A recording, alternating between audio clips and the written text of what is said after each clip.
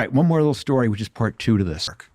During one part of my career, I lived in Europe. I was doing international marketing for a big software company. We had an office in Paris, and I lived in Paris. But I was meeting every week with the marketing people in our other branches.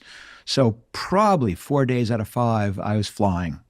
Fly to Copenhagen one day, then I'd fly down to Milan, then I might fly to London, then I might fly to Madrid in 1 week.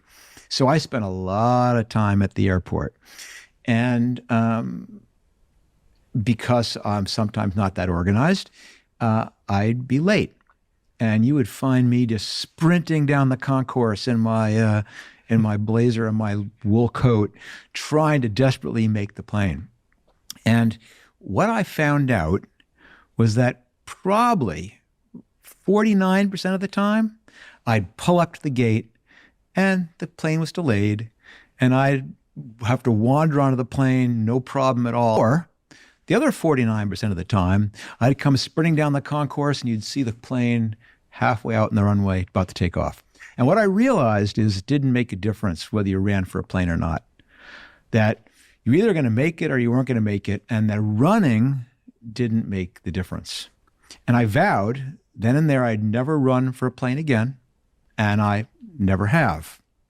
And I'm telling you that story because it's a metaphor in that so many entrepreneurs spend all this time running for planes.